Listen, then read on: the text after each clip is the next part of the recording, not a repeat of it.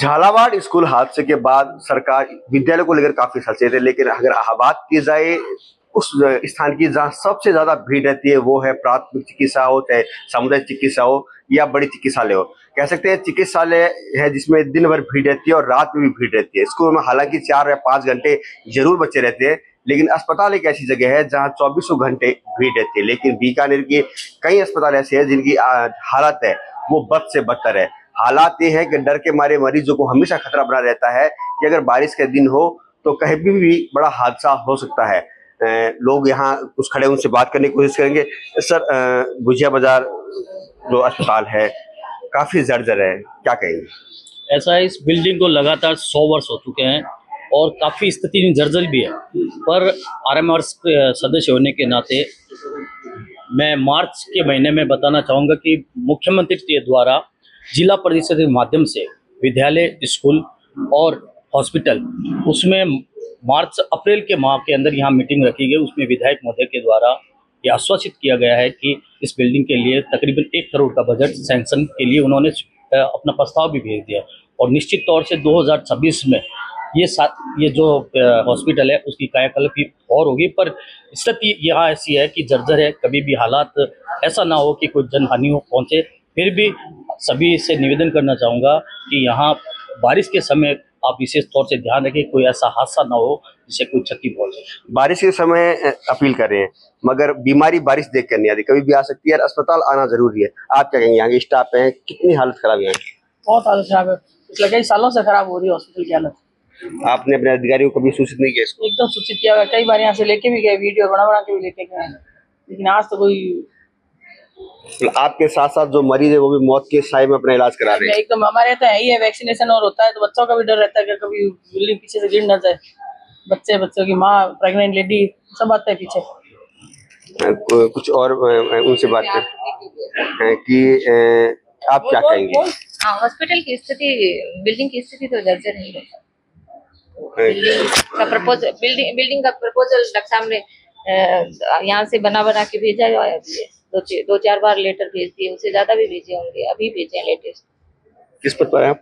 मैं nursing officer. महिलाएं आती है, प्रेग्नेंट महिला भी आती है, हर तरह की महिला आती है। कितनी तकलीफ होती है जब बारिश ऊपर हो और पानी टपक रहा हो और आप इलाज कर रहे हो? तकलीफ तो होती है कई बार। ये ऐसी जगह पर है जहाँ लाइट चली जाती है तो फिर रोशनी भी नहीं रहती है, ऐसी जगह भी है। कई बार जैसे इन्वर्टर काम नहीं करते, बैटरी डिस हो जाती है, बारिश के टाइम में लाइट चली जाए तो फिर उस टाइम जैसे पानी पड़ता है तब ऊपर से। पानी कई जगह से आ रहा है, फिर नीचे तो नहीं आ रहा है पर कई ऊपर किसी जगह से आ रहा है, ऊपर बिल्डिंग में। कुछ और लोग हैं, उनसे बात करने की कोशिश करेंगे। क्या कहेंगे जिस तरह के हालात हैं? हालात इतने खराब है कि अगर हमारे रूम में 2 से 3 पेशेंट भी आ जाए, जैसे ड्रिप है तो हमारे पास बेड है, लेकिन अब ये कंडीशन है कि हमारा रूम एक ही है, इतना छोटा है सर। अगर 3 पेशेंट आ गए ना तो हमको उनको बैठा के और फिर ड्रिप लगानी पड़ती है। और जब बारिश और बारिश और होती है तो सर ऊपर से जैसे वो टपकने वाला पानी तो नहीं है, लेकिन जो क्या कहते हैं उसे, व्हाइट मिट्टी, सीमेंट टाइप। अभी आप कंडीशन देखोगे हमारे रूम में तो टाइल्स गिरी हुई पड़ी है। और जेठानंद जी भी आए थे, उन्होंने हमें आश्वासन भी दिया था कि नेक्स्ट अप्रैल में शायद वो, उन्होंने कहा कि पक्का ये काम शुरू हो जाएगा। तो हम तो इसी खुशी में सोच रहे हैं कि वो जल्दी हो जाए तो हमें ज्यादा सुविधाएं मिल जाए। तो अभी 2 पेशेंट अटेंड करते हैं ना, अगर ड्रिप के लिए तो समस्या होती है, फिर हम 10 भी पेशेंट अटेंड कर लें तो दिक्कत नहीं होगी। जो यहाँ के प्रभारी है उनसे बात करने की हम कोशिश करेंगे कि किस तरह की यहाँ समस्या आ रही है, क्योंकि बड़ी हॉस्पिटल है, ओपीडी बहुत अधिक रहती है। सर, जिस तरह के हालात है इस बिल्डिंग के, क्या कहेंगे? ओपीडी लगभग 200-250 करीब चल रही है और उसके बाद में ऐसी स्थिति जर्जर, क्या मौत के साए में इलाज की संभावना है? सर, थोड़ा रिस्क तो रहता है और जो ड्यूटी है हमें करनी है। हम पूरी कोशिश करते हैं कि एक वक्त में ज़्यादा लोग एक साथ इकट्ठे ना हो, ताकि अगर कोई हादसा हो तो उसे बचा जा सके। और हमने सीएमएचओ सर को लिखित में रिक्वेस्ट की है, उनकी तरफ से आश्वासन भी है कि इस कार्य को जल्दी करवा दिया जाए। मानसून चल रहा है, मानसून सर पे बारिश है, आपने पढ़ा भी होगा झालावाड़ में जिस तरह का हादसा हुआ, कहीं ऐसे हादसे की दोहराई बीकानेर में हो जाए, इसको लेकर कितना सजग है चिकित्सा विभाग? तो चिकित्सा विभाग ने हमारी लगभग नियमित बातचीत है, हमारा वार्तालाप है। उन्होंने हमें पूर्णतः आश्वासन दिया है कि आपके प्राथमिकता से रखते हुए मरम्मत या जो भी है वो हम तुरंत करवाया जाएगा। महिला पेशेंट भी आ रही है, मैंने देखा था कुछ प्रेग्नेंट लेडी भी आई हुई है। इस हालात और मान लो बारिश तेज हो रही है तो फिर उनको शिफ्ट कैसे किया जाएगा, इसका कोई वो विकल्प आपने सुना है या भगवान भरोसे ही विभाग चल रहा है? नहीं सर, विकल्प तो ये है कि जैसे शहर है, सकड़ी गलियां हैं, तो ऑटो की जो आवाजाही है वो पूरी है। अगर ऐसा कोई होता है तो उसमें हम पूरी कोशिश करेंगे कि ऑटो का प्रयोग करके, क्योंकि एम्बुलेंस शायद न पहुंच पाए, गलियां सकड़ी है, ऑटो की आवाजाही बहुत है, तो उसमें कोई हमें लगता है कि ऐसी तकलीफ नहीं आ पाएगी। ये थे डॉक्टर हमारे साथ जो प्रभारी थे, उन्होंने अपने निजी स्तर में बताया कि हम कोशिश करेंगे कि जो ऐसे पेशेंट हैं उनको दूसरी जगह शिफ्ट किया जाए। लेकिन अभी तक जिस तरह से बातें हो रही है विभाग की तरफ से ऐसी कोई हमें नहीं लगता कोई बड़ी कार्य हो। और भी चिकित्सक हैं उनसे बात करने की हम कोशिश करेंगे कि किस तरह की परेशानी आ रही है। मानसून ऊपर है और जर्जर अवस्था की हॉस्पिटल है। जर्जर अवस्था में तो है, लेकिन इसके लिए हम भी अपनी तरफ से प्रयास कर रहे हैं, हमारे उच्च अधिकारी भी प्रयास कर रहे हैं। जो सार्वजनिक निर्माण विभाग है जिनके द्वारा ये निर्माण कार्य करवाया जाना, उनसे भी पत्राचार द्वारा बार बार बातचीत की जा रही है।